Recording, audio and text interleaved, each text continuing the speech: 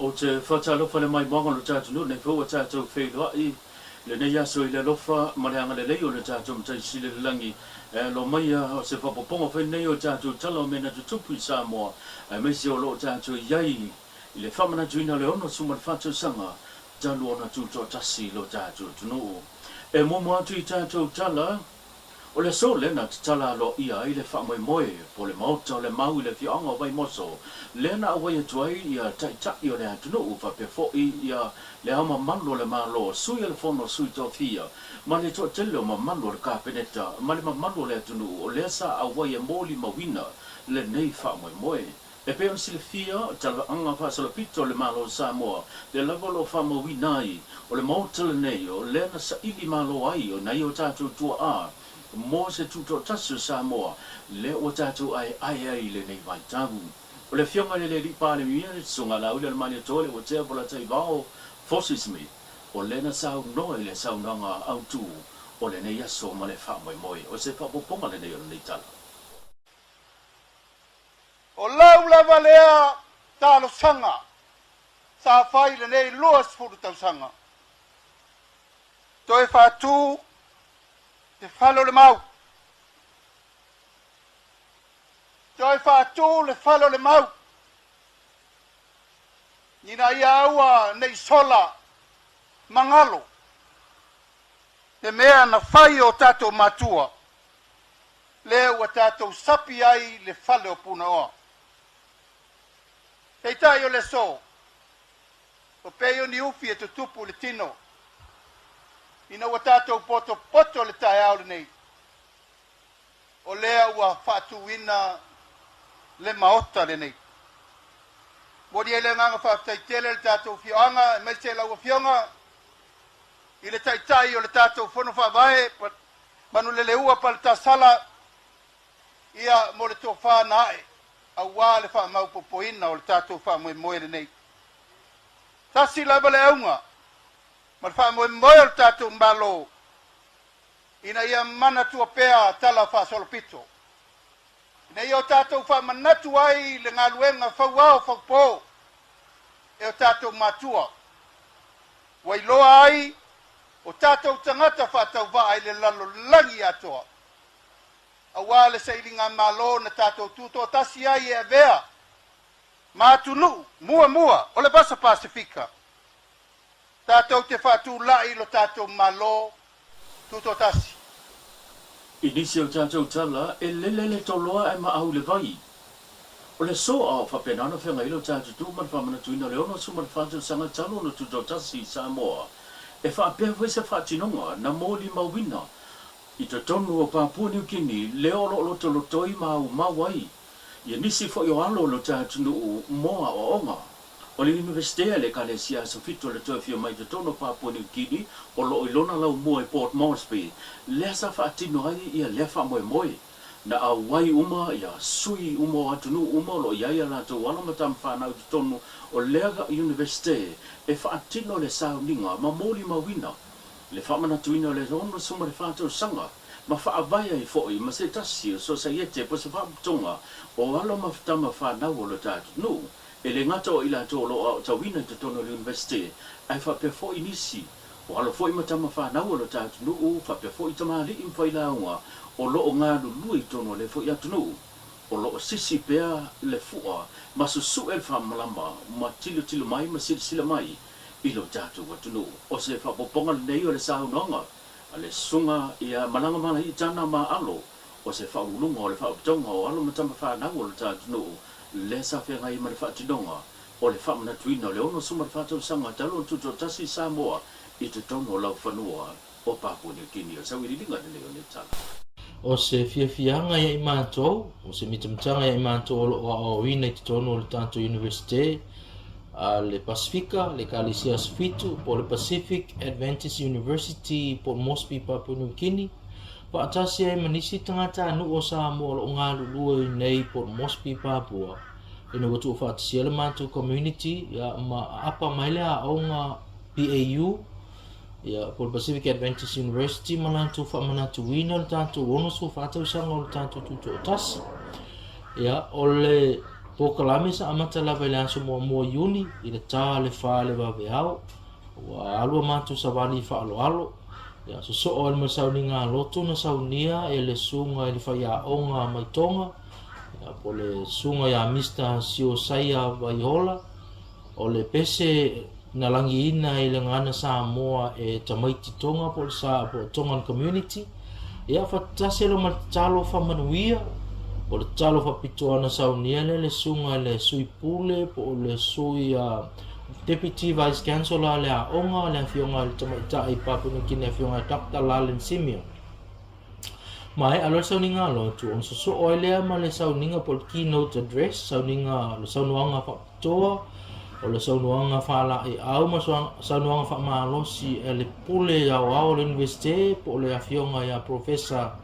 lohi matainaho o ia le sa saunuanga pitoa ile history Samoa ile mafuanga na layo na tuto atasi Samoa to sanga tasiwa no lua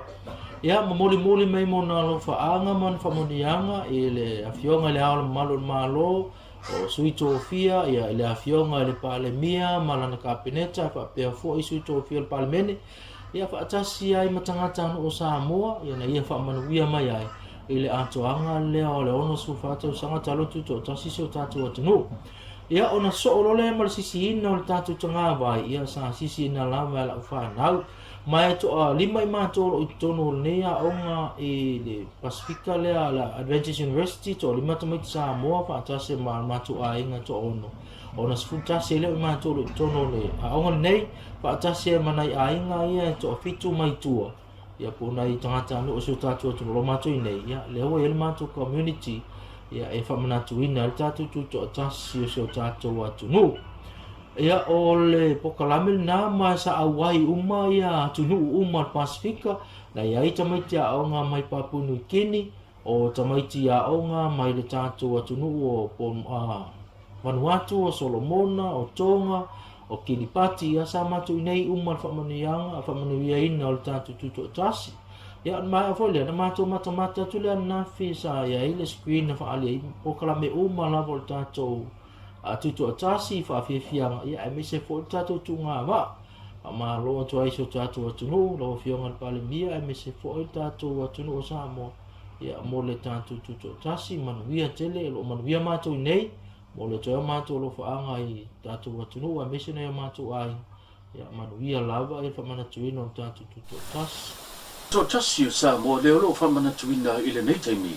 Ua toi whawhoi e le whainga malo lo tu le mai nei le foe le whaatotue le atua Samoa o tasi ma ainga sa moli mawina i tausanga ua tua nai le matua whaatombu lia e le mamamlo le atunu e au wai po kalame a mata se o lava ile taunu unga e mese le tele o pokalame o lo faaluina o lo mai mo ai le atunu ile matanga pe ona moli mawina ia le tulanga le fa moe sa fenga yai ia i tuma lo SSM le tulanga o talolo fa solo mai le sa dinga o le sa pese ai tu fa le nganga nisi foi o foi pese mai tu tonu lava o lo tatunu walau tongia mo le fa moe so mai mar savali le na ma wa i fa tino ine le taia o la songa fua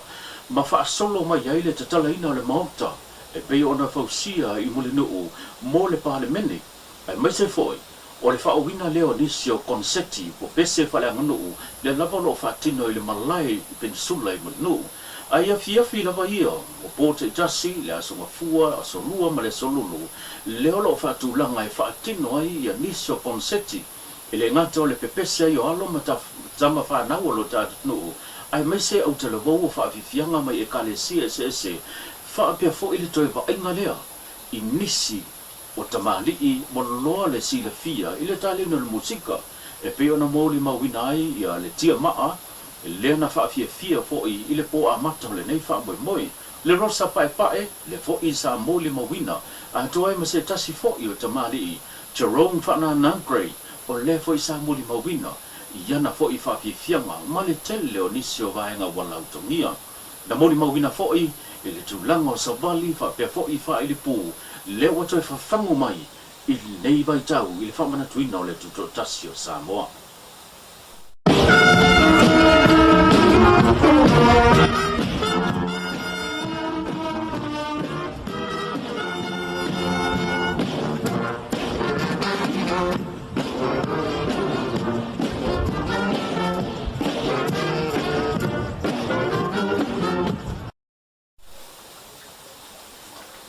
Male tatou tala muli mai le matanga luenga leo